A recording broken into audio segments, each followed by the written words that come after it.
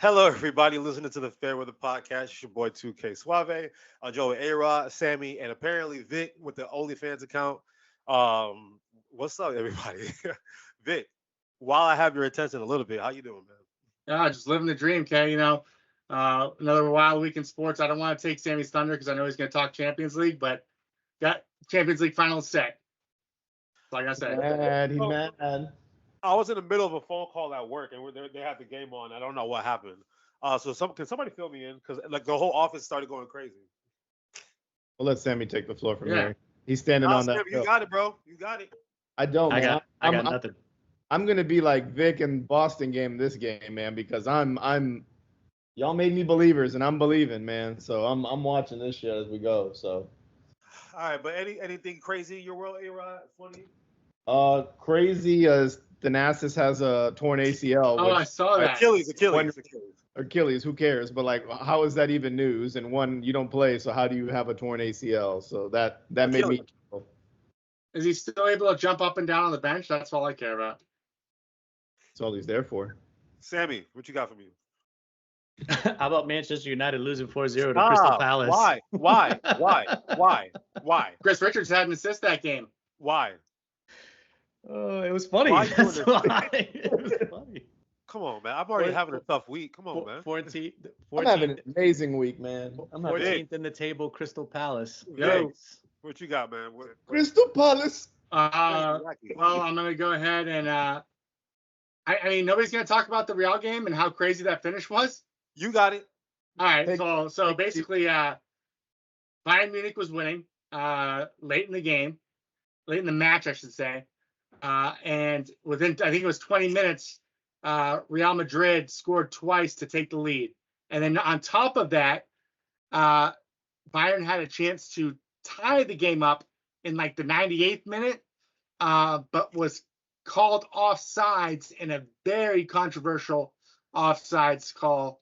That did not go Bayern's way.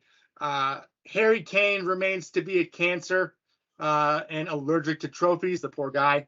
That was the Champions League for the semifinal. What do they call it? Semifinal.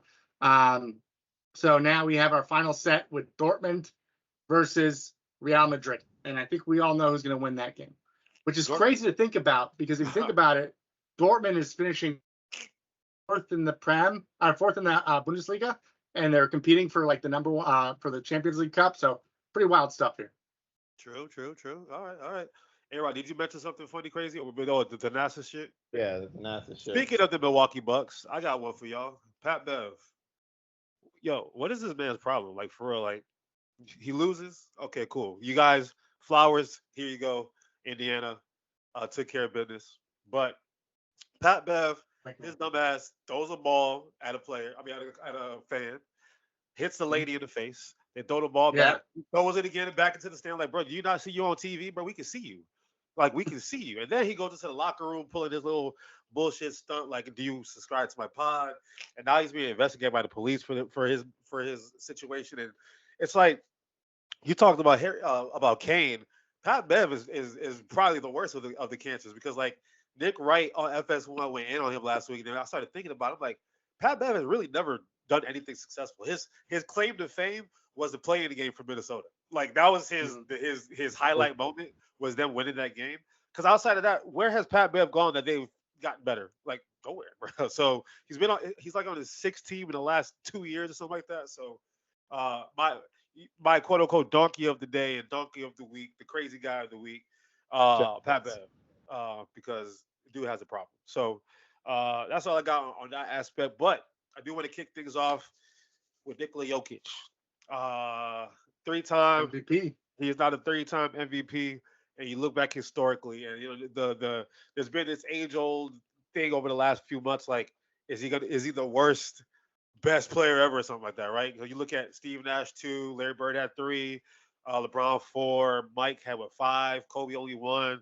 So when you look at Nikola Jokic, I'll start with you, Sam. When you look at Nikola Jokic and put him against all the former MVPs over the last, say, 30 years, I mean, where are we putting him in that ranking, quote unquote? I mean, he doesn't have the rings that some of these other guys have. He has a ring.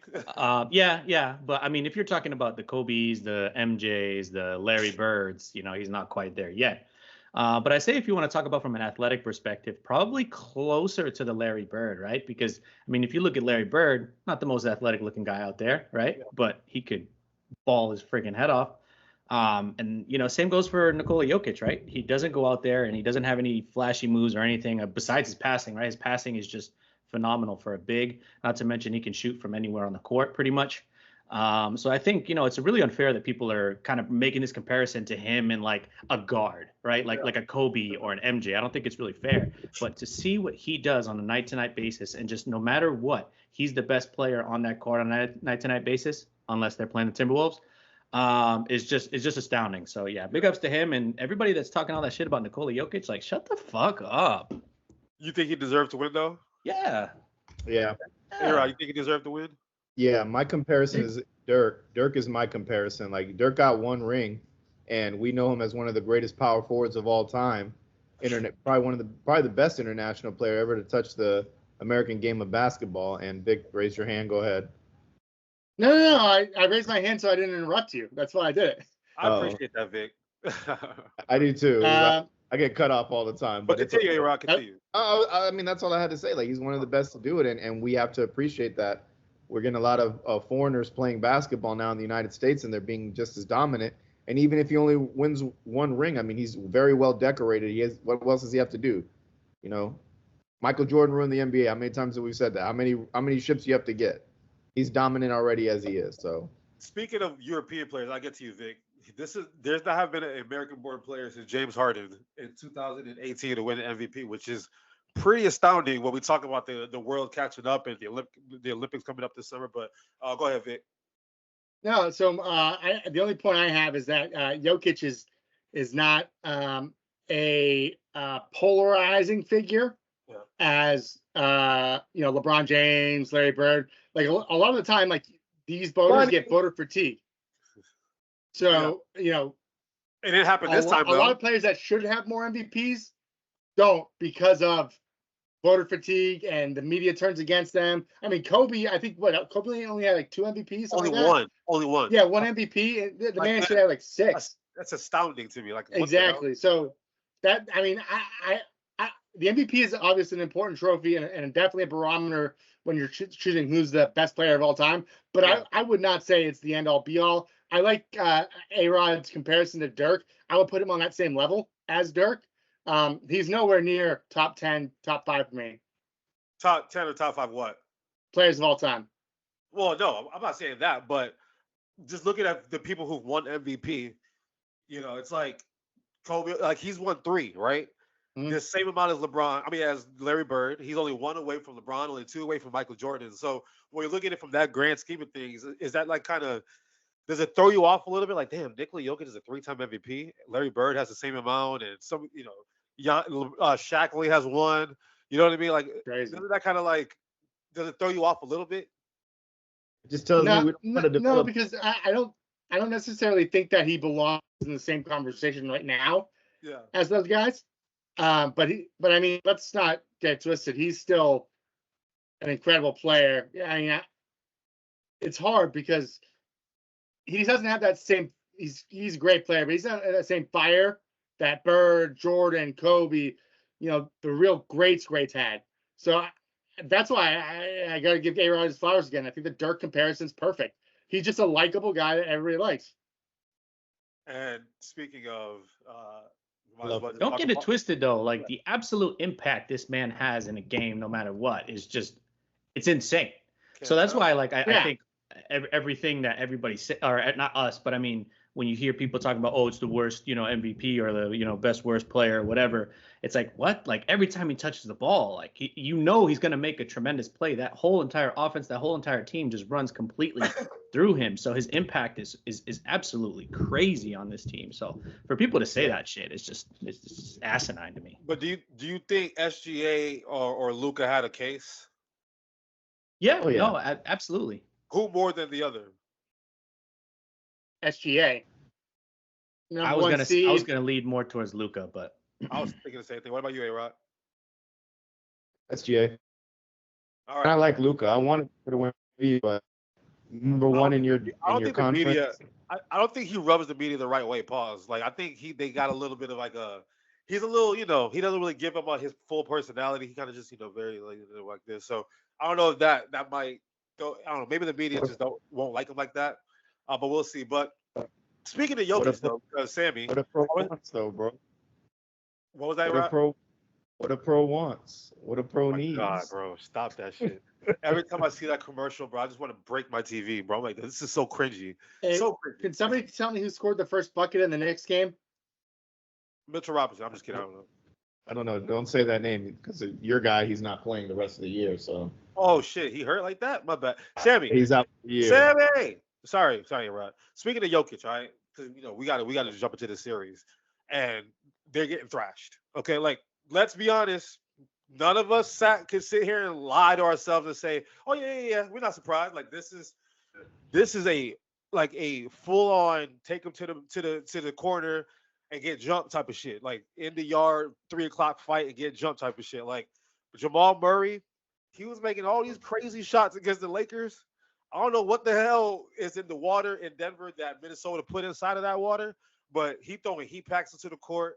Jokic is turning the ball over 9 times and shooting hella threes, and they feel like he's not playing his game, and all the others on Denver, they have not shown up.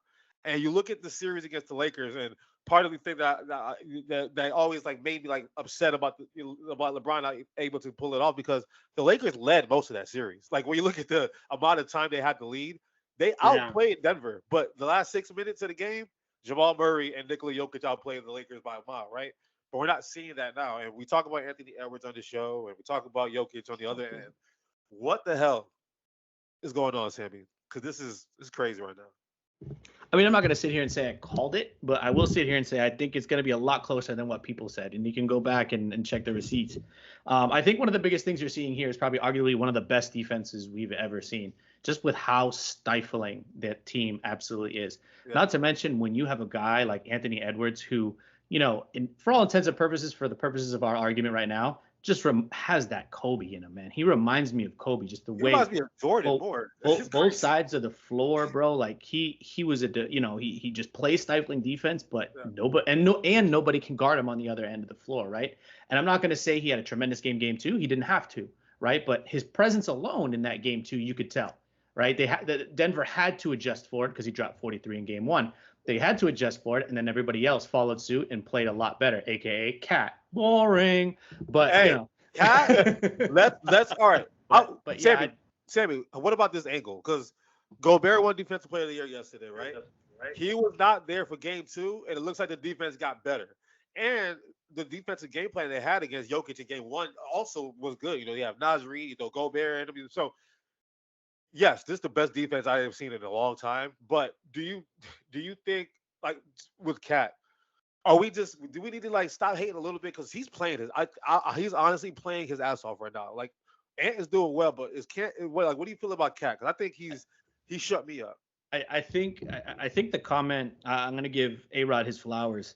I think the comment that A-Rod made last week about what Anthony Edwards is doing to just make everybody around him better. And I'm going to combine it with my comment and say Anthony Edwards' leadership at this young age, what he's saying in these press conferences to positively impact his players and that makes them want to go to war, right? Like if you think about it, when you're going through a tournament, when you're going through these championships and you want to win a title, right? It's almost practically the same as going to war. And you want a group of men, 6 to 9 guys, that you are going to go to war with. You know what I'm saying? And that's what you're seeing. You're seeing that here, and we'll get to it, but you're also seeing it in OKC. So I think that's out of nothing else, obviously and the coaching and everybody stepping up, nothing else.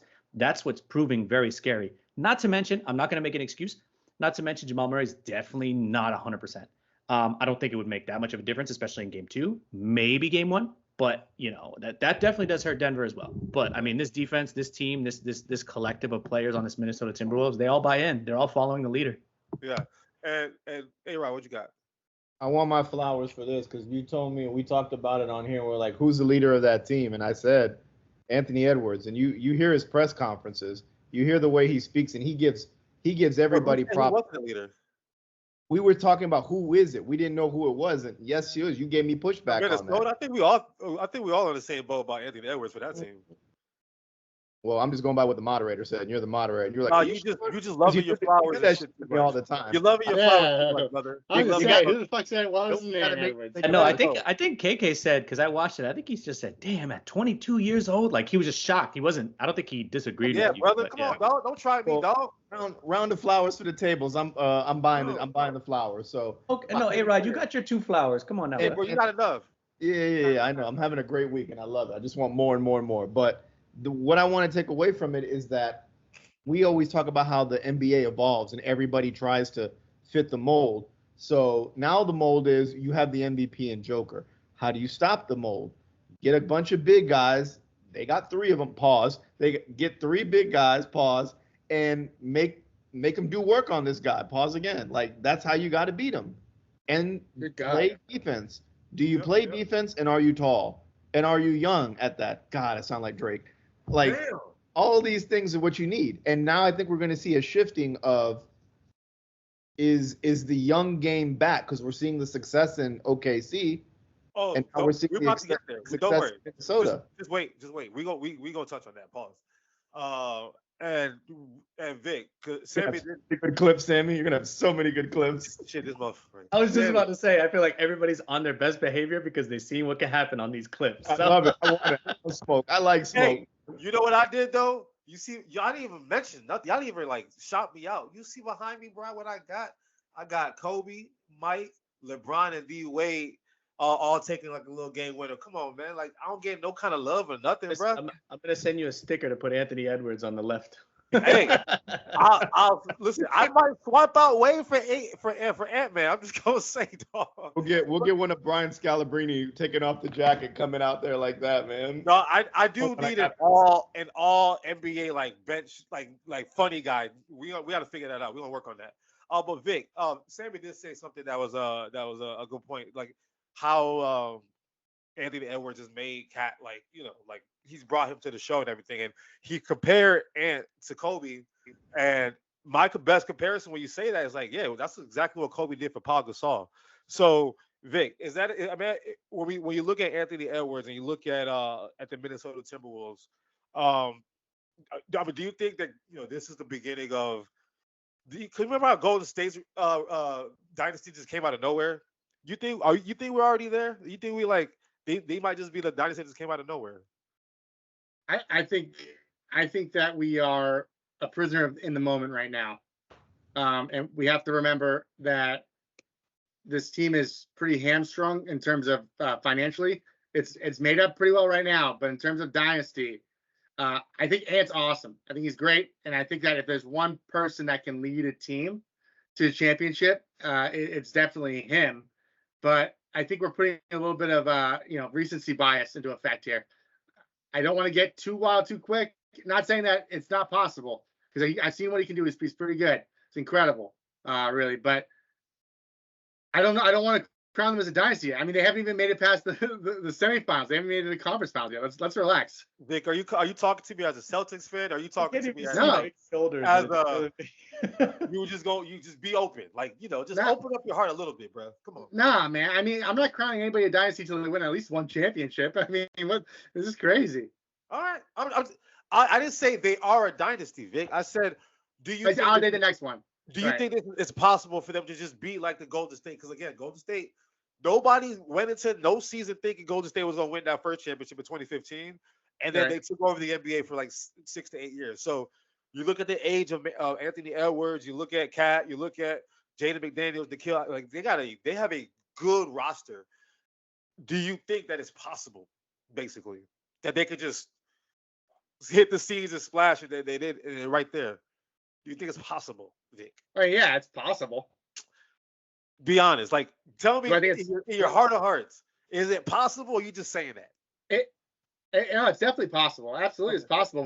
But if I had to pick one team that's still in the playoffs that I think has a chance to be the next dynasty, I mean, as big homer, but I think it's a Celtics. Hey, Rod, you heard? Subject, yeah, I know. Here we go. Boring. All right, give me the facts. All right, we're moving on. We're moving on to the other young team, and then we're gonna talk about the youth in the NBA before we go to the East. OKC, pause. Real talk. Yeah, this Drake shit is really fucking me up, bro. I can't like Man. Drake. Drake needs to go to like the Maldives and just get away and relax. To Cause take that L and just shut up is what holy he moly, you know what I mean? Some real quick. Somebody said he should just go like the Pitbull Flow Rider route and just stay out of the rap shit and just make pop music forever. You think I think he'll be successful doing that. he just needs to keep making us dance, wave them hands, and there won't be no stress, bro. That's what it needs to be. All right. But yeah, the other team of youth in the NBA, the Oklahoma City Thunder, are up 1-0 on the Dallas Mavericks. And quite frankly, the way Minnesota was beating the shit out of Denver, I looked at the OKC shit. I'm like, cause I can tell you right now, in the 82 games that they've played in the regular season and the 5 games they played in the playoffs, I've probably watched them play 9 quarters, including last night when I watched them play. Like, maybe 9 to 12 quarters, right? And I've seen spurts, and I'm like, yeah, they're a good team, but like, I didn't really feel it like that. They're at home, but they obviously had, OKC's crowd's pretty good, and we've seen, OKC in the past do the same shit with that crowd, right? But I don't know if it was just I'm being the prisoner of the moment again with Shea and the way he's got his dogs, or like the way Anthony Edwards got his dogs. Shea's the same way, and you got Shet, and you got Jalen Williams, who I've probably seen him play a total of 48 minutes total. Like, it's crazy to me to see this team at this age, because I think a lot of NBA people and fans and stuff like that went into the playoffs thinking, who has the first, whoever plays OKC or Minnesota, consider themselves lucky because the younger teams, and we didn't think they could really do anything. So, A-Rod, I'm gonna start with you on this one. We look at OKC, we look at Dallas, and Dallas is not necessarily old, but they ain't 23.9 years per age. Do you think that this is just something that, from a youth perspective, they're just gonna outrun and out hustle and outgun the older Dallas Mavericks, or do you think Dallas has a chance to do something this series? I think Dallas has at least a few in them to clap back with. I mean, but it goes back to what I said about the Clippers game. There's only 2 stars on that team. Everybody else is like, maybe they're there, maybe they're not. Somebody might show up. You might get a, Frank Ntilikina signing or whatever, of him doing something. Or That's not real, is it? I know, but I'm just saying that there's nobody on that team to play third fiddle there. Anybody may show up there. But how many stars does OKC have? They don't. They just draft well. They finagled the system. Like, everyone was going after these players, and you know what they said? Well, next year we get 2 first-round picks, and next year we get 4. The year after that we get 3. Like, they have good draft position, and they know how to draft. So that's how they're building their team, by putting their team together that way, and it's paying off. Maybe get 1 or 2 vets to put on the team, but it's youth. They're putting them together, and they have camaraderie. They love to play with each other. Pause. So that's what it is going on in OKC. Sammy gets his flowers for that, and like I've been listening. Like, when he said that about the interview, I cannot not see that about that team. That's true. They're always there for each other. They don't single out anybody. They go there, they bark, they do what they do, man. They like playing with each other again. Pause. So I'm for it. I'm for it. And everybody's trying to find a way. It was always, how do we beat LeBron? Then it became, how do we beat Steph? Oh shit, KD made another super team again and got swept again. And it's how do we beat these guys? Now they're thinking outside the box. They're thinking like, hey, fuck that. We're gonna sit pretty, and we're gonna trade away this guy. We don't need him anymore. Give us your first round picks for 3 or 4 years. They're fleecing everybody. They're literally fleecing everybody with the draft. So hats off to them. I think it's moving to a younger NBA. And then you get a guy in Chet Holmgren. Once he starts eating his Wheaties, he'll get a little bit bigger, and he'll be able to guard some people a little bit. He's got that dog in him, though. I'm impressed. Yes, he has that. I'm very impressed in that man. Pause. So can't be impressing the man now. I can't, man. We got a sniper down in the left corner in Sammy that be making good clips. Hey, talk to me, man. Like, do you think? I know how you feel. I mean, first of all, let's just let's give the Mavericks their credit, right? It's not over. Nothing has happened. It's just been one game. You know, it was one game. You know, they kept it close to an extent, but couldn't get it done at the end. Maybe if they're at home, it's a different story. But um, you know, you look at Shea, who was a MVP finalist. You look at Luka, who was an MVP finalist, and then you look at Kyrie, who was an NBA champ, who made the shots to help win that championship. And you look at the rest of OKC that has none of that kind of experience. So again, we got the youth of OKC and basically the veteran leadership of Kyrie and Luka and you know, Tim Hardaway Jr. Right? Where do you think shit lies with this series so far? First of all, shout out to Sam Presti for fleecing the LA Clippers for thinking Shai was going to be the throw-in with those 5 draft picks, but he ended up being the actual superstar in that entire deal. So Steve Ballmer's sick. Clippers looking real pissed right now. They could have used him, right? But yeah, I don't think it's over yet. But I think with the way that Oklahoma City, again, right? Like, again, this is a group of guys that all buys in. They're all buying in. They're following their star. They're all playing together. I mean, it's impressive to say the least, right? There's no like quote unquote true leader on this team, but they're all leading, you know, in unison. And again, they all follow Shai. Shai plays on both ends of the court, so he doesn't feel, even though he's an MVP candidate, he doesn't feel he's better than anybody else, and he's doing all the dirty work just with everybody else. They're all going to follow. And I think the problem with Dallas Mavericks is they don't have enough dogs. It's really down to Luka and Kyrie playing perfect basketball. And sometimes even then, it might not be enough. You know what I mean? I think with the way Oklahoma City and plus Minnesota, how they play defense, even if Dallas somehow got out of this, they got to do this for 2 straight rounds, you know, if you really think about it. And are we looking at a case where we think they can do that? I mean, maybe if Luka goes on this crazy tear, which again, totally possible, goes on this crazy tear where he averages like 45 a game for like the next 8 games, could happen. We've seen it, you know. Hey, I mean, he could do it. But Dort ain't no pushover. That's like, what I mean. I kept hearing people saying like, "Oh no, he'll do fine as Dort." I mean, I'm like, bro, he's gonna be. I think with Dort, I mean, we all know it's not gonna happen again, right? But I think yes, you got to give him credit for not stopping, but especially in the like for the future. He's not going to be stopping Luka, but he's definitely going to make his life very difficult. All right, Andre Iguodala, 2016 Golden State Warriors, won Finals MVP for making LeBron James' life miserable. Kawhi Leonard, 2014 NBA Finals, won Finals MVP for making, and I meant 2015 for Iguodala, but 2014 for making LeBron James' life miserable. Sometimes you just need somebody, like they'll get there. Like a superstar is a superstar.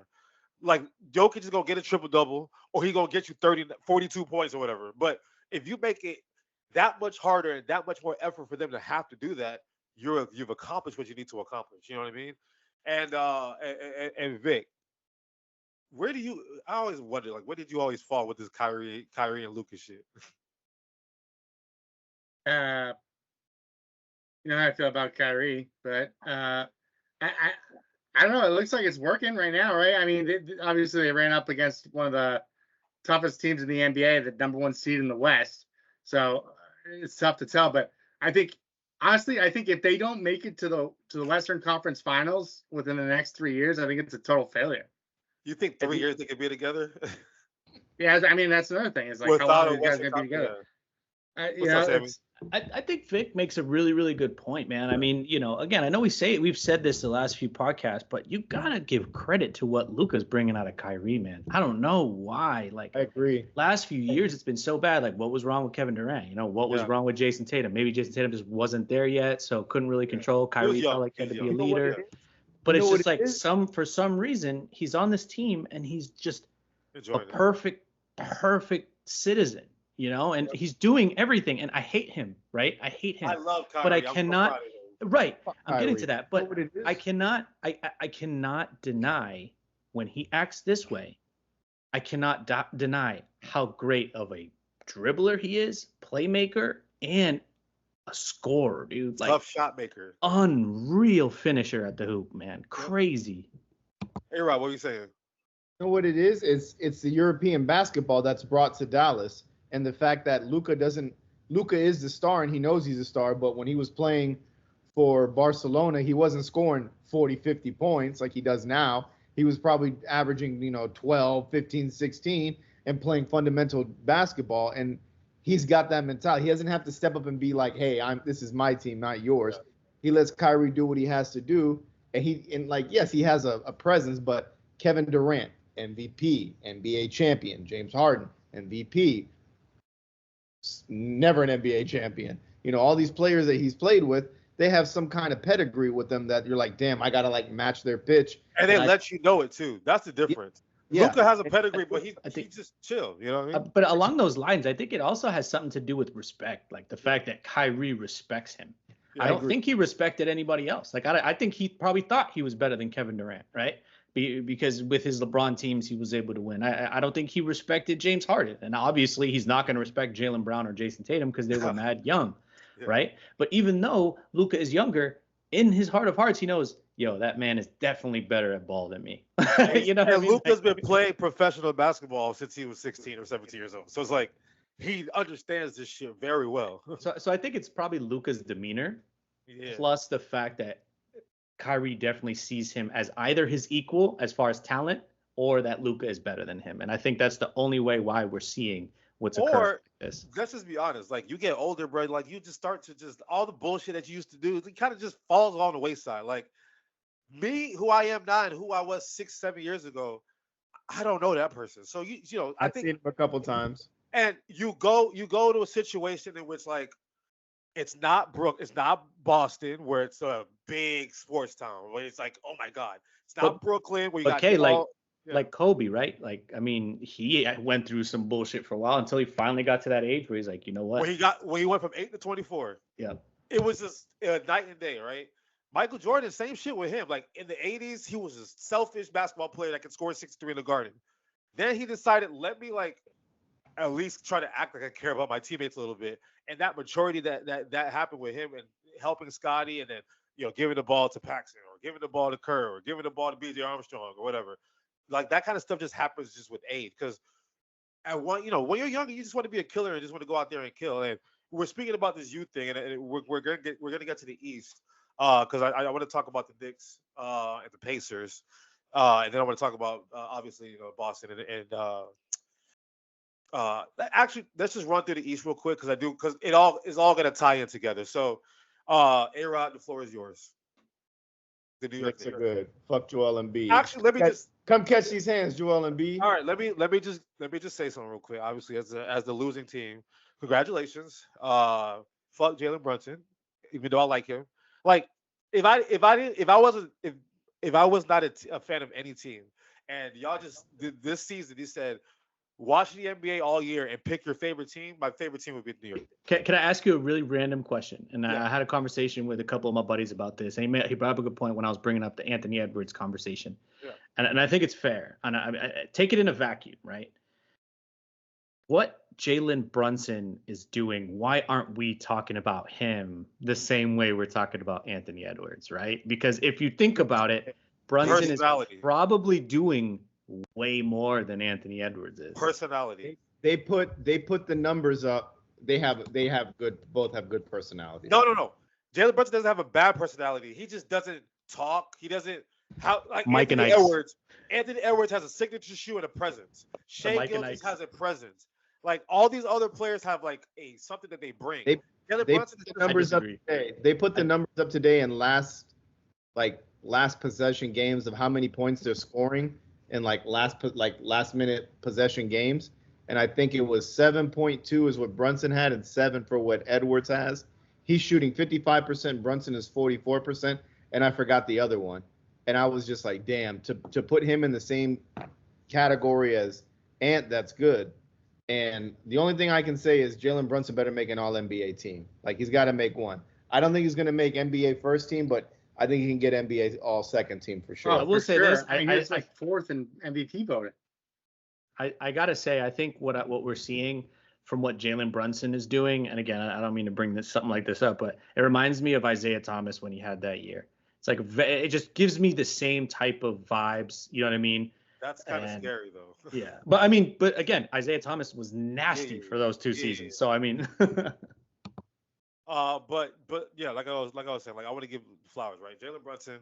If I didn't have a favorite team, and this is my first time watching basketball this season, I'd be a Knicks or a Minnesota Timberwolves fan, like that. Because just the way that they play, right? I was watching.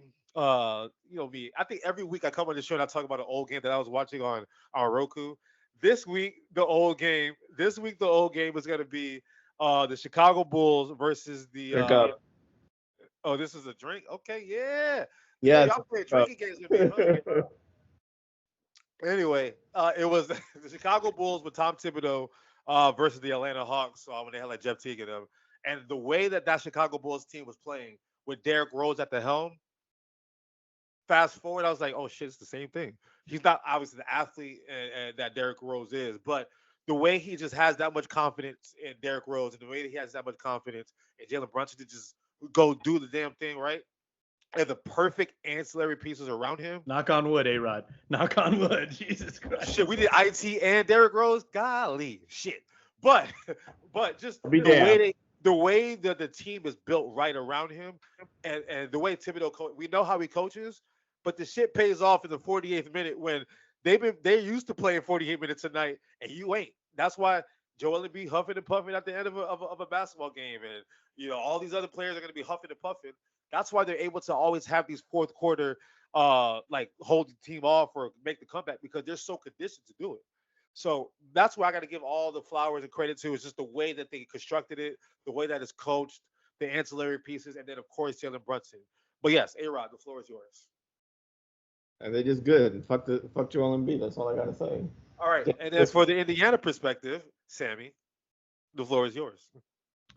All right, so in today's game, Tyrese Halliburton already has, I believe, more shots than he had in game one, and it's only the second quarter with 6 minutes left. So again, like I mentioned on our previous podcast, and we all agreed, Tyrese Halliburton is the one. He's the one, right?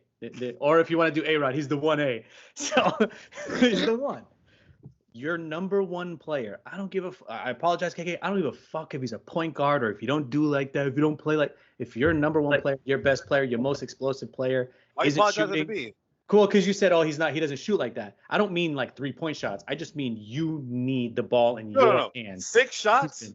6 shots. But even before.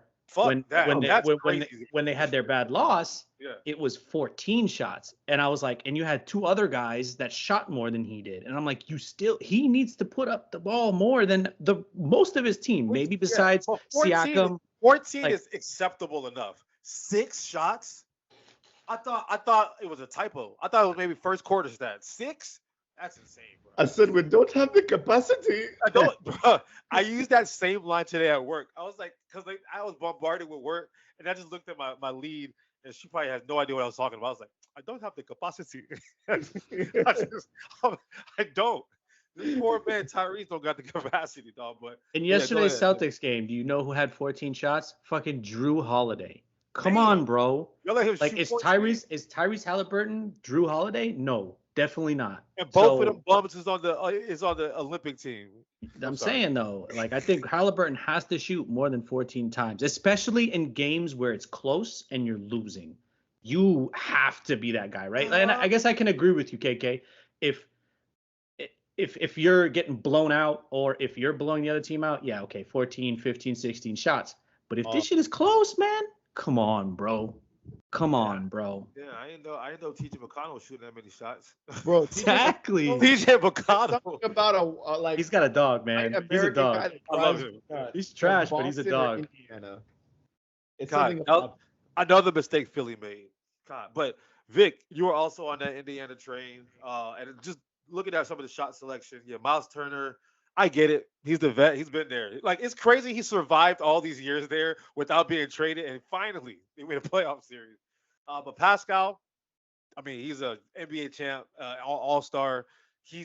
I understand Pascal, right? McConnell, Nembhard, Obi Toppin, Aaron Nesmith, and Isaiah Jackson all having more shots than your boy. That's a little crazy. But what did you see wrong with Indiana, Vic? And what do you think they can improve on based on? So what's the score right now? 54-52. Okay. Indy. Indeed. All right. So, I mean, in your perspective, 57. obviously, I don't know if you're paying attention, but from what they did in game one, it wasn't like it was a blowout or anything. But do you think Indiana is going to be able to just fix this shit? And what did they need to do to make sure that they sustain that shit? I mean, TJ McConnell. Tyrese Halliburton already has 9 shots, and it's 5 minutes left in the second quarter. Yep. That helps.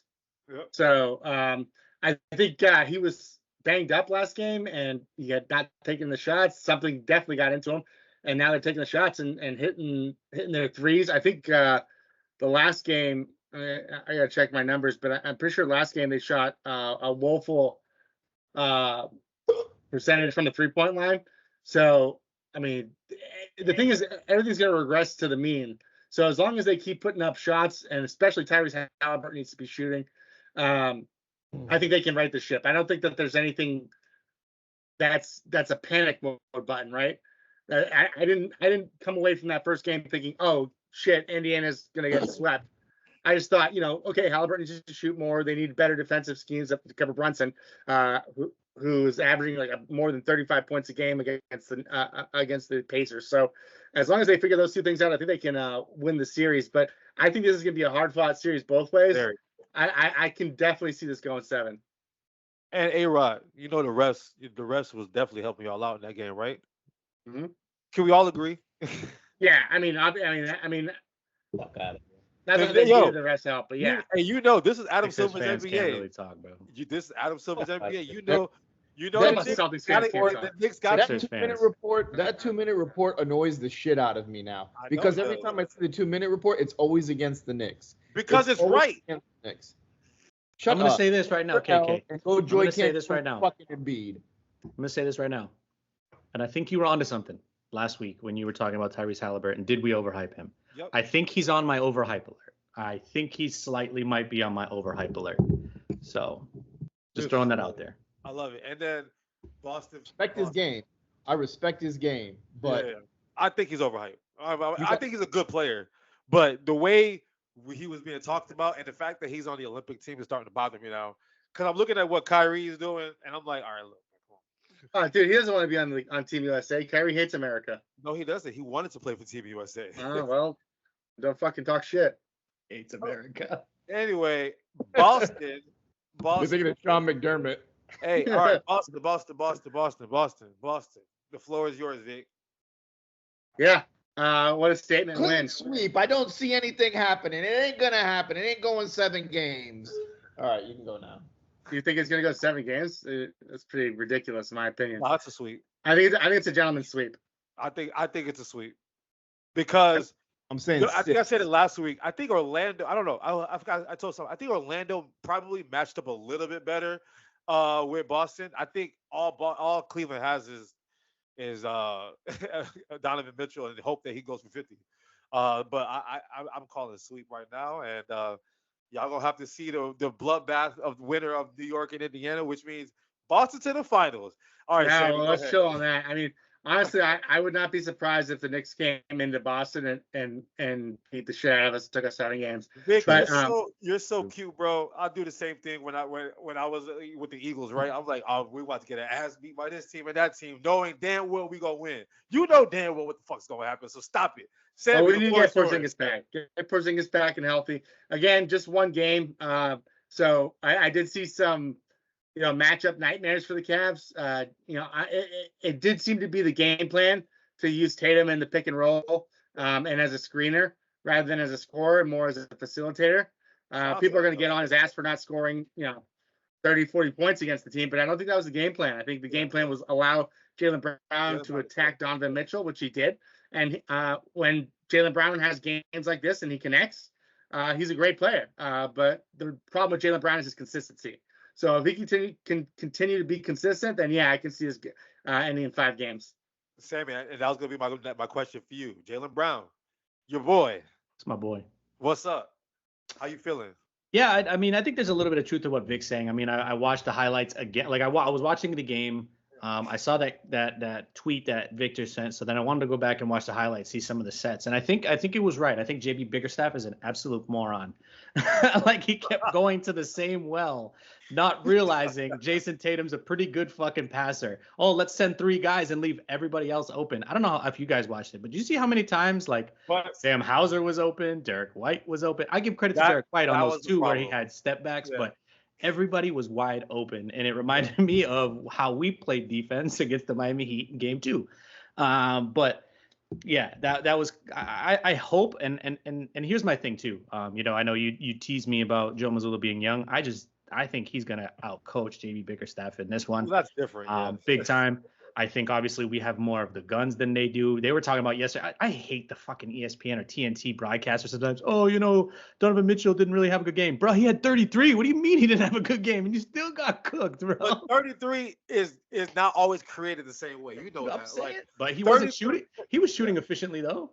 Okay. I mean, I'm not agreeing. I'm just saying like everything's not created the same. Yeah, the rest of his team just isn't that good. I mean, it's just I like I said, I saw the sets that they were sending at Jayson Tatum, and he was just picking them off. Boom, open pass, open pass, open pass. I mean, I was nervous about the bigs, but they just looked very ineffective. When Luke Cornett is blocking you, bro, you got a problem, bro. Not Luke Cornett. Damn, not Luke. All right, A-Rod. That white boys is dangerous.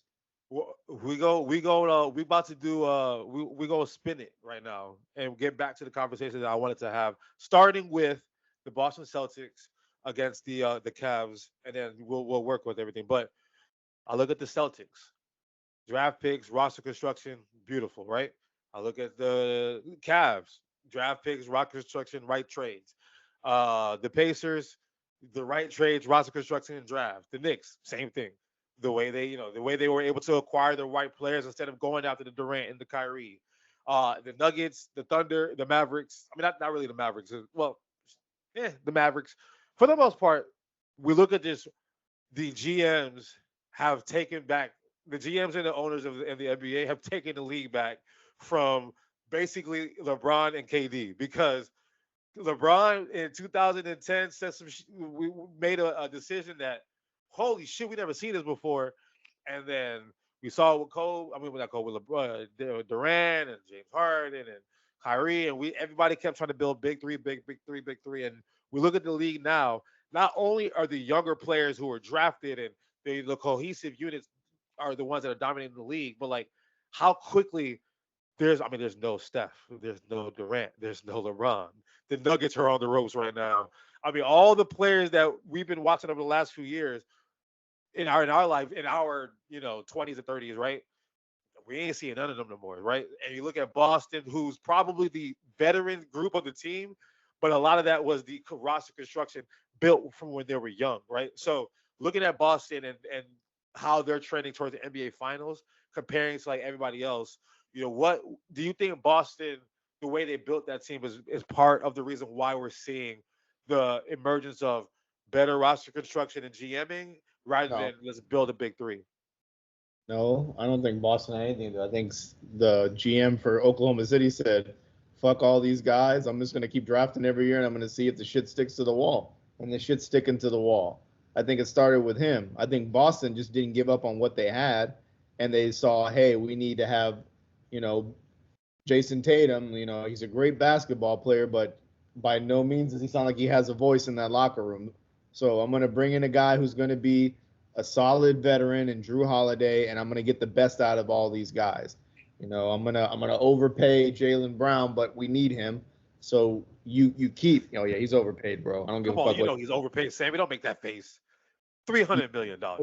But you need everybody's overpaid.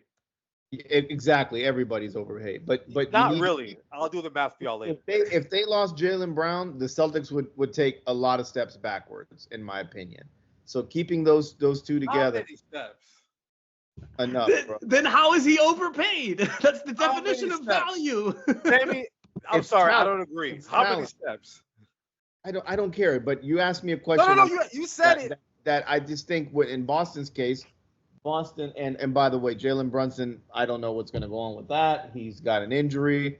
a calf injury or leg injury. So like I'm shitting bricks right now. All right, don't worry, So, bro. You're here. You're here.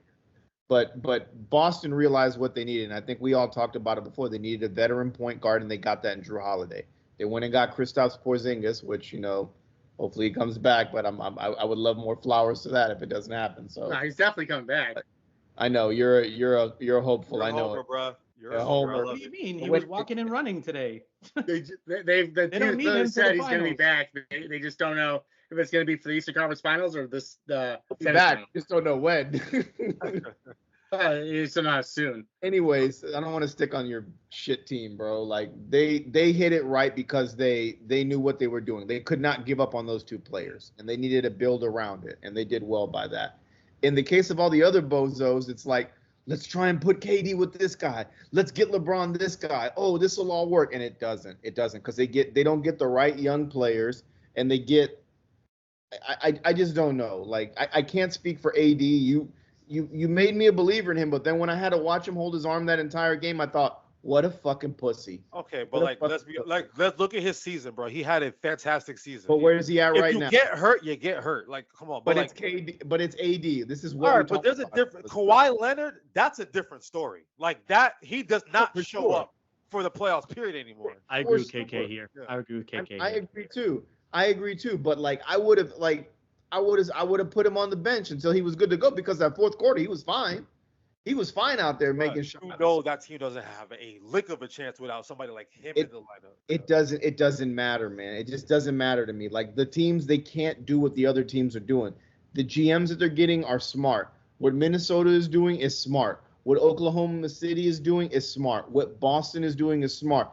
Shit, what New York is doing, I still don't get it, but it's smart. It works. And you were shitting bricks, and we kept telling you, bro, this construct. And I'm telling you, you're still hung up on this Julius Randle shit. You give flowers, and you're still hung up on this Julius Randle shit, Aaron. I'm telling you right now, if y'all figure out how to get value for him, it's a wrap. I don't want to hear it. Don't. It's a wrap. Don't start that. All right. It's a wrap. Take on all that. Okay. Can we name today's episode "Roses" by Outkast? I think we have that already. We already have that one. You're gonna have to come up with something else, Sammy. I'm already thinking Kendrick Lamar and shit, because you know what I'm saying. There we go. D-walk on everybody. I'm about to anyway, let me chill. But Sammy, look at the teams remaining in the NBA. And we just looking at a bunch of just amazingly put together rosters, the way Minnesota, OKC, y'all, the Knicks have been playing, Indiana.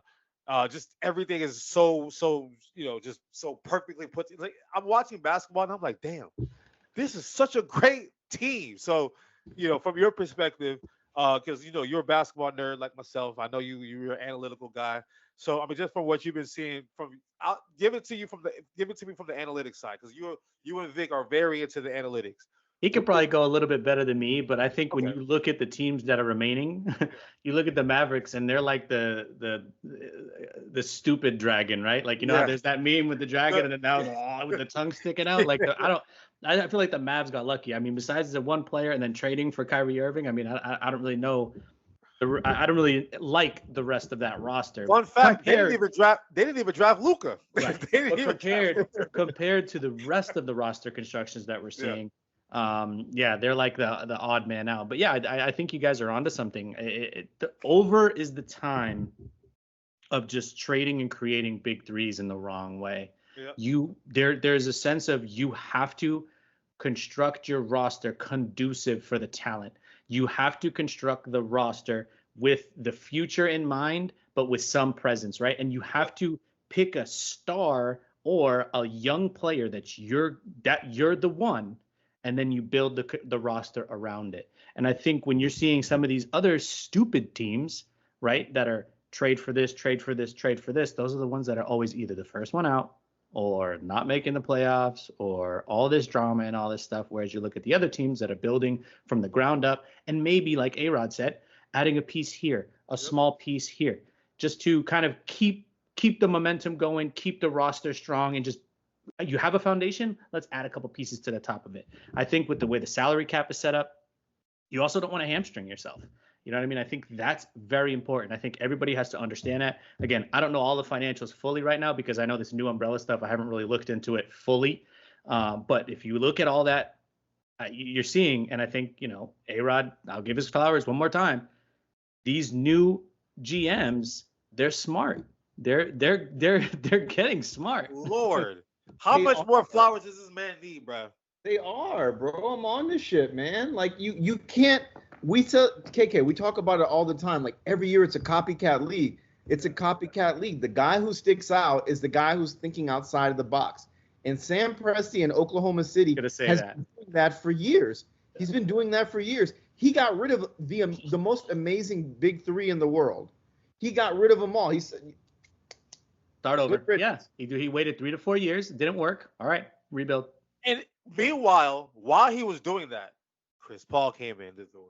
Paul George came through the door. Carmelo Anthony came through the door. Like, but he still found a way. You know what he did with that, though? Yeah, I was good. You know what he did with those players, though? Yeah, he parlayed that into exactly. I'll take one roster, or I'll take one contract. I'll build it and send it. You know what's crazy? They still got money.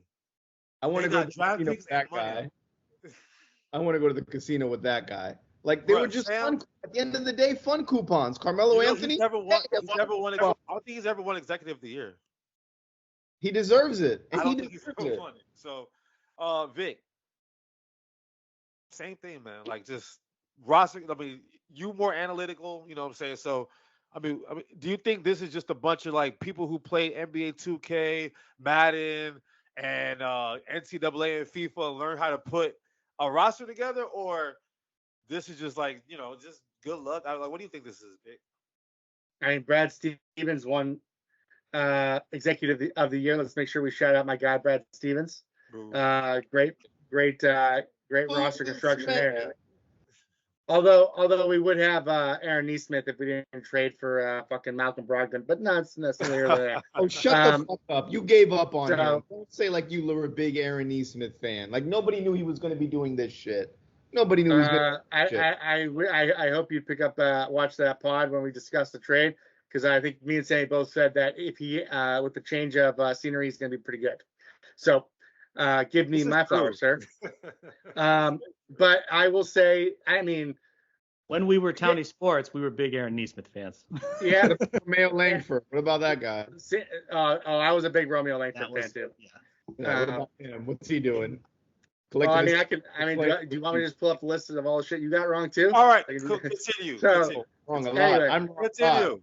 I'm wrong a lot, but don't burn my flowers today. Don't burn my flowers. Hey, continue, Vic. All right. So no, I think that some of it is luck, some of it is skill, right? I mean, you can't say that Sam Presti isn't skilled when he's done this fucking twice, right? He did it with Harden, Durant, and Westbrook. He's doing it all over again. It's pretty insane.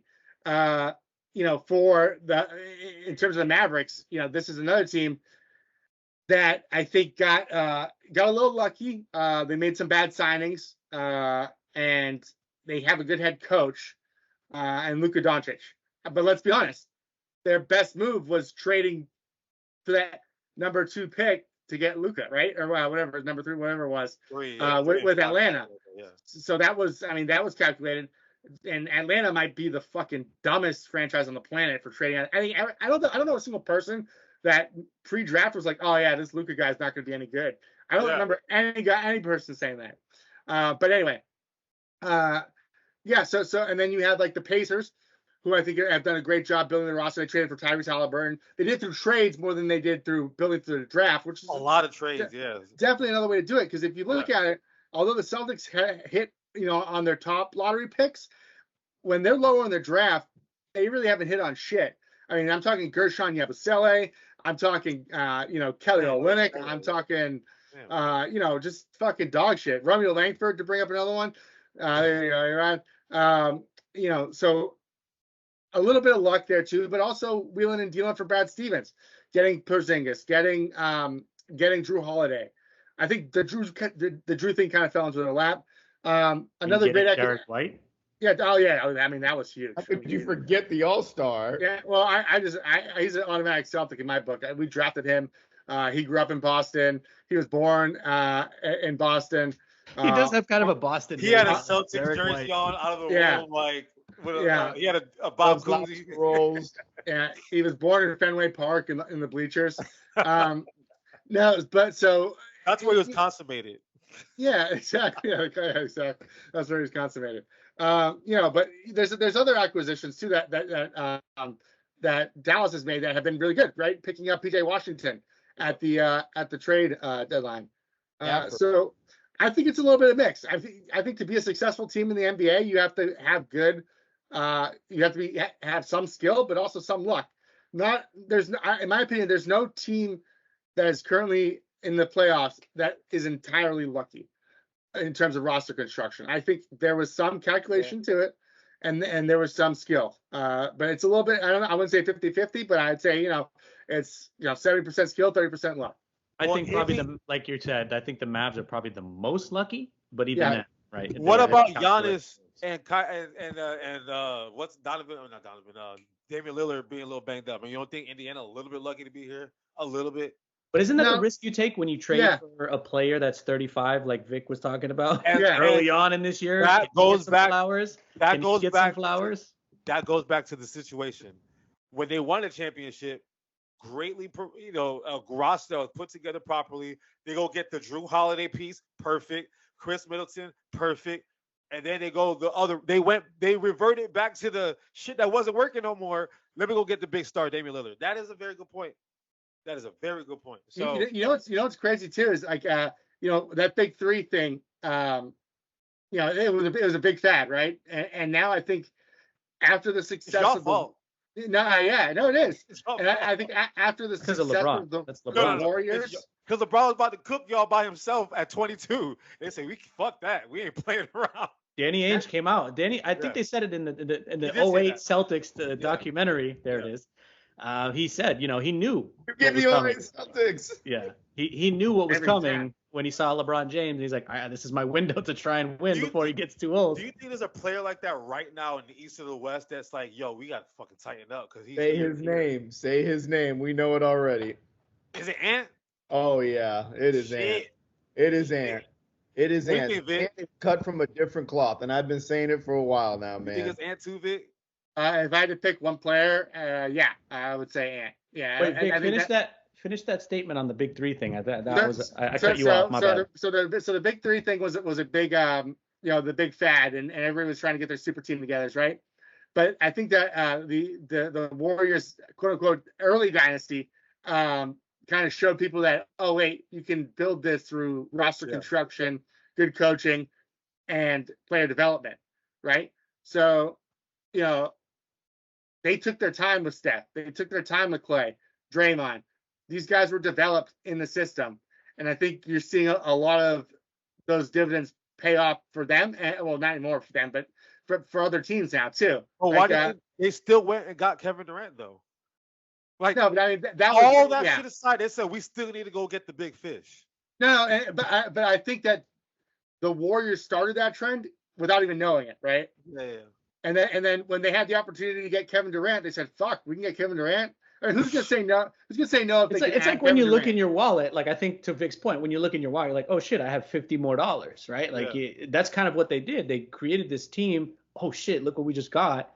And then they're like, "Wait, we can go get Kevin Durant and not destroy what we have." Fuck yeah. And then and then on top of that, the Thunder team that was very successful. They didn't win any championships, but I think that they showed too that you can develop. I mean, those were all top picks, not necessarily player development, but you're looking at teams here that have developed, like Naz Reid, for example, 6th man of the year, developed in Minnesota and became 6th man of the year. He wasn't this out of college, even though I loved him at LSU because I used to draft him every time when I was playing on Dynasty on 2K. But I mean, this wasn't him out of college, and now look at him. I mean, he's a scorer. He's a great defensive player. It's just I love to see the player development side of things happen. Even though Jokic, who now is the MVP, was a second rounder, it's crazy to think about these guys that are not quote unquote stars in college coming in and making a huge impact in the NBA, because it didn't used to be like that. I'm actually really enjoying now this round of the playoffs because you're not seeing those teams that are top heavy. Yep. Those top heavy teams fell. Now it's team all versus team. teams, dogs. You know what I mean? Like any game could go any way, and I'm really enjoying this. Like I'm looking at all these different, these different matchups, and I'm like, damn, like it could go either. Like I'm sure you guys are looking at it too. Like, you wouldn't be What else? surprised if it went either. Well, maybe besides the Celtics one, but you wouldn't be. But even then, I think you'd be like, oh shit, yeah, they're gonna take a couple. But yeah, I'm really impressed with this round of the playoffs. I love what I'm seeing from a lot of these GMs who created this construction because it makes me love the NBA again, because I hated that bullshit with the KD going to jump team to team and the Giannis Dame. Like it's just like to me that's just boring. Like I like to see these young guys, these dogs, and that's what I'm looking at too when I watch the Knicks, the Timberwolves. When I watch OKC, like these are dogs, man. These guys are dogs. What it is too is like these GMs, they're smart because they're getting guys without egos. When you get all of these big players and you put them together, there's so many egos. Like, and I don't want to talk shit about the King, but like the King has say in shit. He's gonna tell you the way it is, and you're at the mercy of the King. Like Pelinka could be gone any day of the week because he's at the mercy of the King. KD, at one point he's not feeling it. I gotta leave. All these players with all these egos, it's hard to build around them because if one guy jumps them, then they're like, fuck, man. Like, I just pissed off Devin Booker now. Now it's KD's team, So getting these guys that are still on rookie deals and small contracts that haven't made a name for themselves, they have no accolades or anything like that, you put them together, they just like to do what they do, man, and it works. It's Byron Leverkusen, man. It's Byron Leverkusen right there.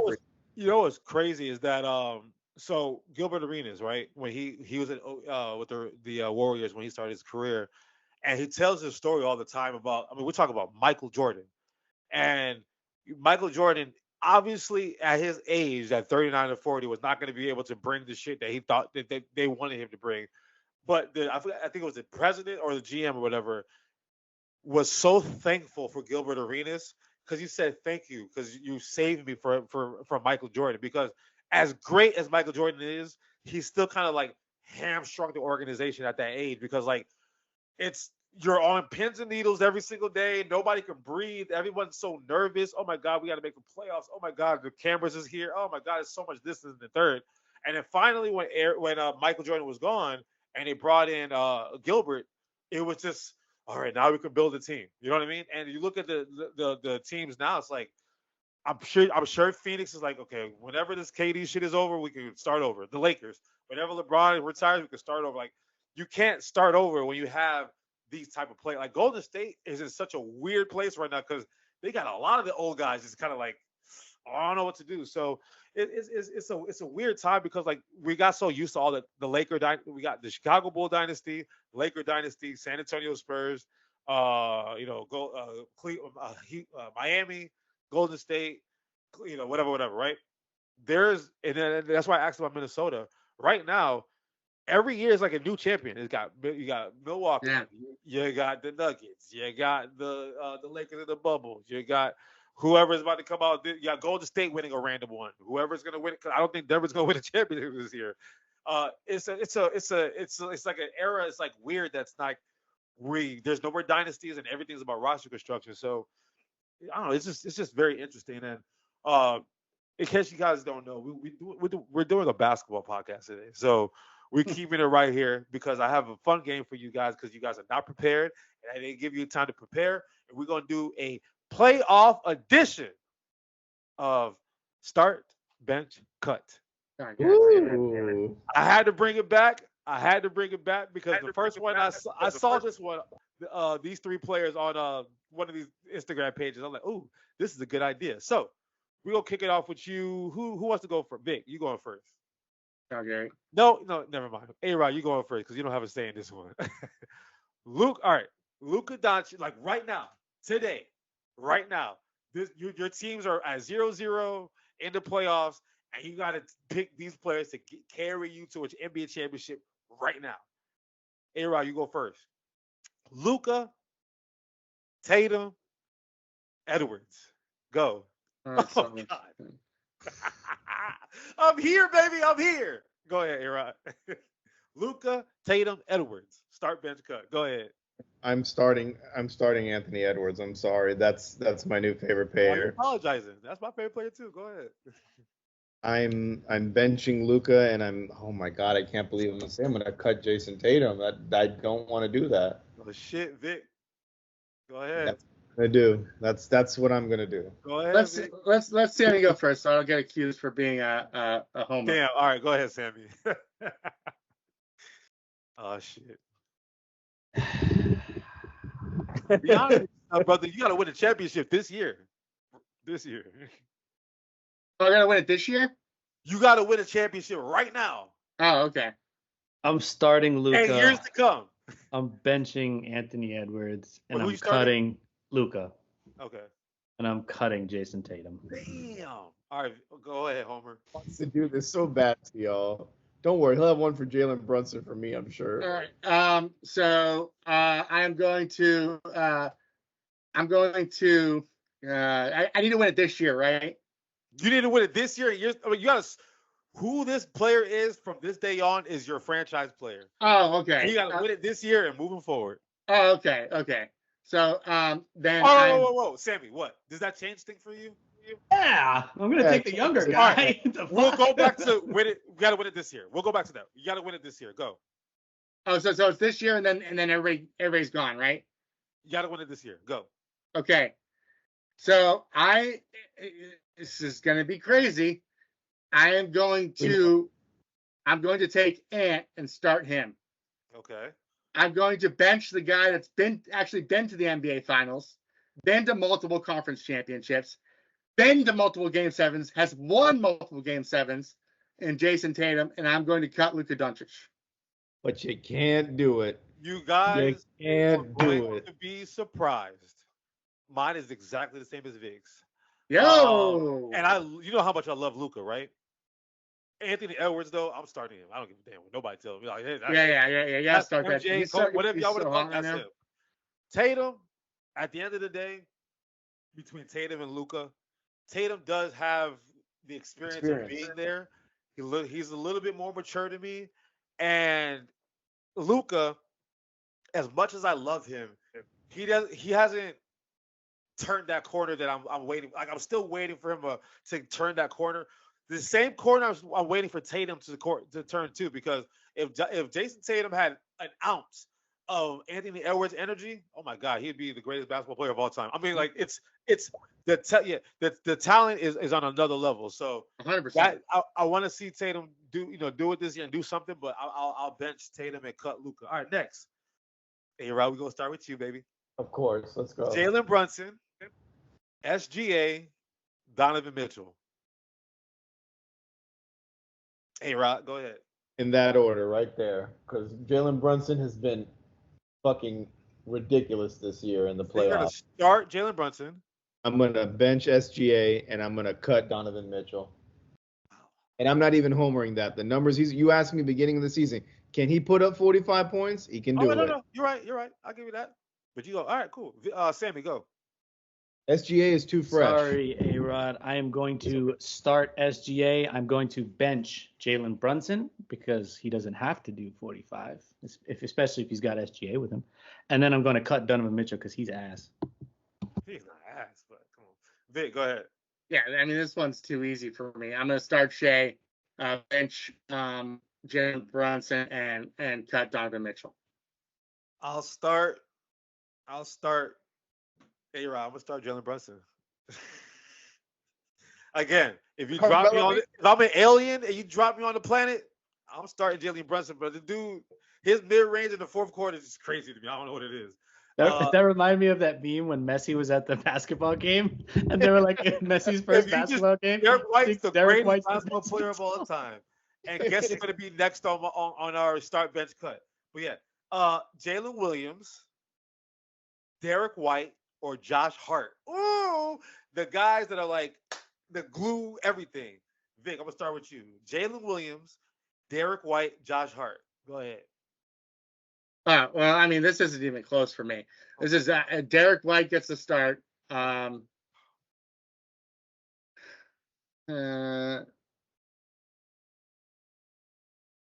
Jalen Williams is nice because Jalen Williams, he plays good defense too. So does Josh Hart. So does Derek White. Yeah, but I like what Derek brings me offensively though too.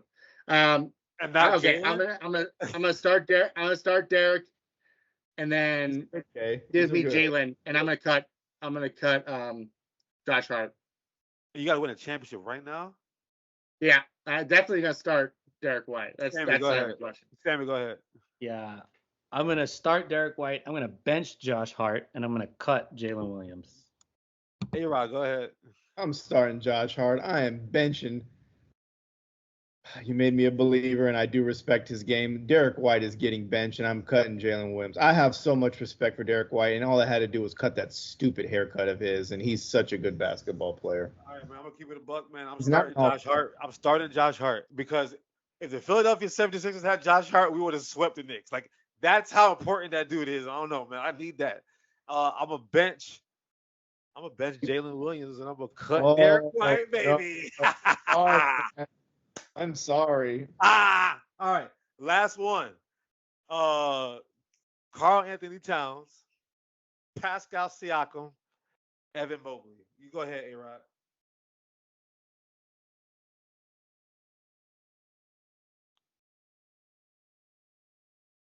Damn, is that hard? Because I'm trying to think with my head, not There my we heart. go. All right, I'm going to start Pascal. I'm going to bench Cat, and I am going to cut Evan Mobley. Damn. Okay. Vic, go ahead. We'll get back to A-Rod. Go ahead, Vic. Ooh, I get y'all a good one. Y'all stumped on this one. I like this one. Pascal's been there. He has. I'm gonna start Cat because I like what he gives me on the offensive end. I think he's a little bit better at stretching the floor than the other two guys. I'm going to now the cut and bench one's tough for me because I feel like I love what Evan Mobley brings on the defensive end. Yeah.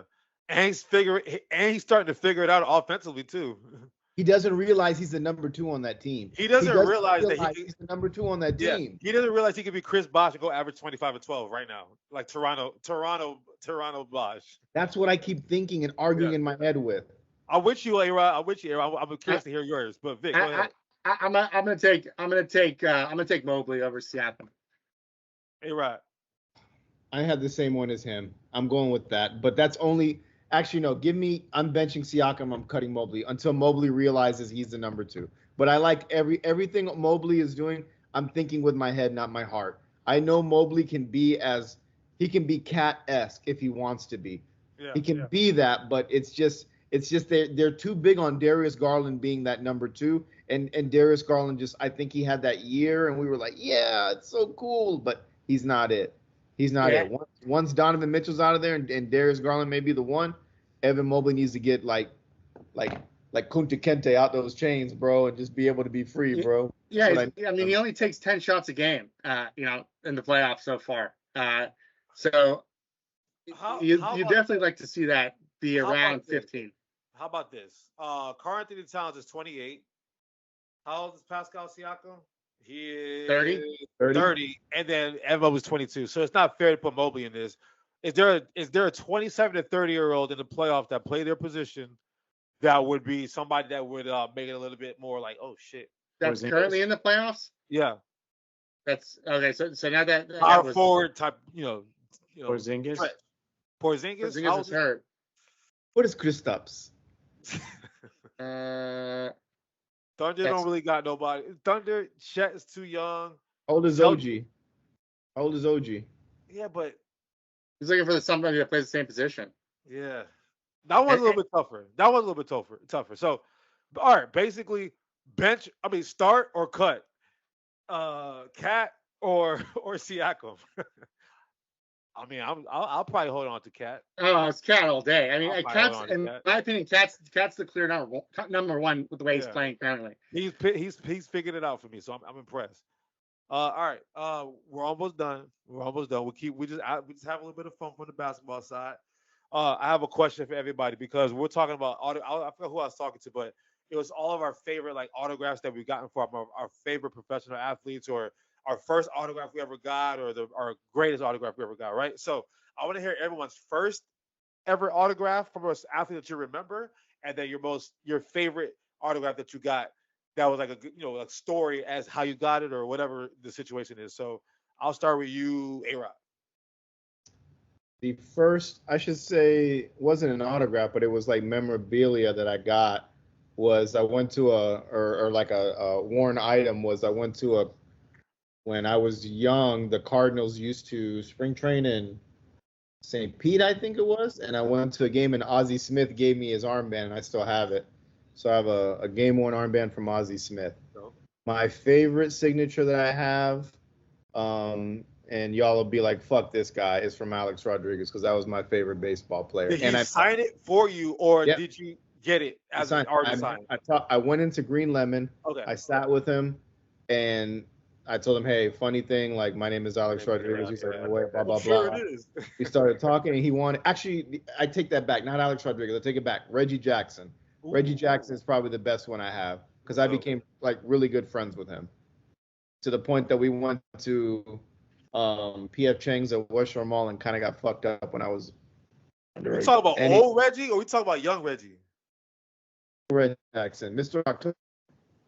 Yeah, you got fucked up with Mr. October? That's Wow. a story we have to hear. Wow. Go ahead, Vic. I had dinner with Mr. October. So, mine is Paul Pierce. It was the first autograph I ever got. I was on my way home from Shrewsbury Little League practice. I stopped off at a brand new Dunkin' Donuts that had just opened. There was a limo out in front and a guy signing autographs. And my dad went up to him and said, "Hey, who are you?" And he's like, "Oh, my name's Paul Pierce. I just got drafted by the Boston Celtics in the first round." And my dad and I had sat there 20 minutes, had a conversation with him. He signed everything I had, my shirt, a cup, everything I asked him. He was the nicest person, nicest athlete I've ever spoken to be honest with you. And I, to this day, I'll never forget that. He was literally, if you understood what Shrewsbury is, it's just like a town and pretty much, just right outside of Worcester, but like Dorchester. you wouldn't expect somebody, you wouldn't expect a pro athlete to be at a Dunkin' Donuts opening there. Right. It was the Dunkin' Donuts right by Edgemere, Sammy. It was great. To this day, I'll never forget it. So that's your first and your favorite then, probably. That was my first and my favorite. Yep. Oh, cool. All right, Sammy, go ahead. My first is Paul Pierce. Not the same story, but I think he was probably doing the same rounds because I was actually in Boston at the time in elementary school and middle school. So, but my favorite, I have two favorites, and they're kind of similar. They're the same story pretty much. So my mom used to work, she still kind of does work in jewelry, but she used to work at really high-end jewelry stores, so selling Rolexes, Breitlings, all that type of stuff. And so when she first moved down here, when she was up there, she had Carl Everett come in frequently and had his phone number and like was super cool with him, had a picture and he signed it. He's a D-bag, but at the same time, I thought it was pretty cool. Like he knew my name and stuff like that. She introduced me to him. It was really cool. I was like a little kid. The other one was when my mom first moved down here, same situation. She was working in, high-end jewelry store. She got Derek Brooks to sign a helmet for me. Oh, okay. All right. For me, I think so. When I was living in Detroit, I was in a basketball camp, and Grant Hill it was his basketball camp. I have no idea. Dude, the thing that makes it worse though is I have no idea where that jersey is at. Like it was like the basketball camp jersey, but obviously I've outgrown it. I was like 7 or something, 6 or 7, but I have no idea where that shit is at. So I'm a little pissed off about that. But my favorite autograph that I got was from Randy Moss. Yeah. I went to New Orleans. I went to New Orleans to watch the Rams versus the. It was for a friend of mine, GP. It was his bachelor party, and he's a Rams fan, and it was the Rams versus the Saints. The night before was the LSU versus Bama game, and then they did Sunday night countdown. Yeah, he's super pros. Anyway, they did Sunday night countdown at in New Orleans, and first of all, I was on TV the whole time because I knew exactly where to stand, and I could see I was just in the corner and just waiting and plotting this shit. And during commercial breaks, sometimes they'll come out there and sign. They'll come out there and sign, put autographs or throw out beignets or whatever. So Charles Woodson was out there, one of my favorite Michigan players of all time. I didn't ask for his autograph. I just wanted to get a picture and a video with him because that is a guy that I admire. But Randy Moss, for me, when I was growing up, Randy Moss was I don't get starstruck. I don't get starstruck about celebrities and shit like that. That's just not my thing. But Randy Moss, bro, I said, yo, Randy, can you sign my hat? And he took my hat and signed it. Bro, I was like, bro, you signed my hat, dog. You signed my hat. And that is one of the most just I don't know, it just felt That's good. Because somebody I consider him, my GOAT receiver. I didn't grow up watching Jerry Rice. I think he's great, obviously, but my GOAT when it comes to receivers is Randy Moss. So for him to sign my hat, I thought that was pretty cool. But yeah, that's my favorite one right there. But yeah, that was great. But yeah, that's all I got for right now, y'all. There's a lot of shit going on in the MLB. If anyone's following along, there's still, the Phillies are the best team in the MLB. In case y'all didn't even know that. Shut up. In case y'all didn't even know that. A-Rod, you here still, bro? I know, A-Rod. I can't even. I didn't even know you was here, A-Rod. I'm just saying, man. The Phillies is doing it. We lost to the Blue Jays, so it's cool. But we back. Just want to say that. So, from a naysayer standpoint, though, I do want to let my naysayers know that the naysayers who said that J. Cole was a bitch for dropping out of the shit, he was right. J. Cole was right. He knew. You can thank Schoolboy Q for that. Thank you, Schoolboy Q. I appreciate it because this shit got out of hand. Now we got Drake. Now I found out Drake might be a pedophile. Metro Boomin might be got the same problem. We know shit about this guy and this guy. House is getting shot up. All I want to say is choose the peaceful route. And when in doubt, choose the peaceful route. Shout out to my dog Jermaine Cole. Naysayers, y'all was wrong. I was right. Go ahead, Sammy. He posted a picture on the beach today. I love it. Go ahead, Sammy. I want to let my naysayers know that Thomas Muller was not offsides against Real Madrid. And if anybody thinks anything else, you're nuts. The fact that they put the VAR on the same exact play on the previous goal, even though the goal ended up being allowed, but then the referee throws his flag up on an offsides when the player that received the ball was onside. All I'm saying is congrats to Real Madrid, but y'all know that was some bullshit, and it's Real Vardrid. We all know that. Yeah, we all know. All the A-Rod teams is getting the benefit of the whistle lately. But I'm just saying, bro, they're getting the benefit of the whistle. Vic, naysayers, what do you got to tell them? Porzingis will be back this playoffs. Here we go. A-Rod, you have a lot of naysayers right now, apparently. So go ahead, man. The floor is yours. I got so many naysayers. I got 3 right here. It's okay, man. I love all y'all to death, man. Y'all are my boys. I take a bullet for all of y'all. Hey, but boss, I'm having the great. Take care of that Shut up. No, this is my floor now, man. Don't say nothing. I'm having the best week of my life, man. My Knicks are doing well. Real Madrid's here. The Yankees are doing well. My golf swing's looking good. I got a new honey. I'm about to do another contract. I'm on cloud 9 right now. You have a new what? We're good. A-Rod is good. What?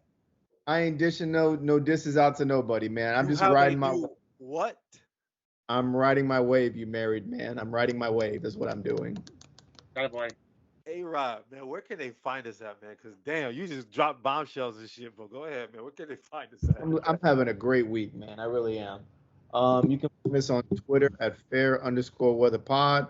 Don't call that shit X. You can find us on Facebook, Instagram, YouTube, possibly TikTok, unless it gets, subpoenaed by the courts. And where you subscribe or listen to podcast audio, you can catch us there too. I want to give a personal shout out to the man in the bottom left corner because you're right, Tile. Because he's the master behind all of our content we are putting out. He is putting in the time. He is putting in the effort, and I'm going to give him the floor. Sammy, the floor is yours, baby. If y'all are watching, if y'all are listening, go run up the numbers, bro. I know you laughed at the video. I know you're listening right now. Go run it up. That's the name of the podcast. Run it up. Subscribe it. Share it. Give it to your side piece. Send it to your real piece. Send it to your butler. Grandpa, Send it your to your aunt, bookie. your cousin. Shotgun guy. Send it to your bookies. Plural. Everybody. Send it to the bookies. Send it to your friends. The Fair Weather Podcast. We outside, baby. That's all I gotta say. Sammy, you the GOAT. A-Rod, shout out to your teams. Vic, you're my dog, even though you're a UCF guy. And Real quick. I just want to say, everybody that's subscribed, that's listening, all the boys, all of our boys, hey man, the content that I'm trying to put out there, I know I'm getting a lot of great feedback from it, and I'm not trying to get flowers. I don't want any comments, but I want keep sending. Yeah. Send it to people. That. I've been sending it to all my chats, all my group chats, all these people. I'm not saying you're not. I know you guys are, but I'm trying to tell the listeners, go do this. It's what me and Kay preach, man. Like, support your boys or whatever they do. If you think it's whack, but they're doing good and they're passionate about it, be on that same wavelength, man. Yeah. If I make goofy ass realtor videos and I'm like, this is Alex, I'm gonna show you this new house that I got. I'm Alex Rodriguez, with Rodriguez Realty. I'll put you in your place. Just like what your friends do. They support you. Support us, man. You liking that bullshit that Shade Room like that, post? don't you? You don't know nobody from Shade Room. You liking that bullshit that Bleacher Report? You don't know nobody from Bleacher Report, but you know the fellas from Fair Weather Podcast, baby. You know who we are. We outside. And on top of that, we put that shit out before ESPN, man. We put that shit out. And listen, one more thing. All the shit that we be saying on this fucking show, Bleacher Report saying next week. House of Highlights saying tomorrow, next week. Sports Center say this. We ahead of the game, man. So y'all know it. Y'all know where to find us, baby. Fair Weather Podcast, 2K Suave, Sammy, A-Rod, Vic. We outside. Peace.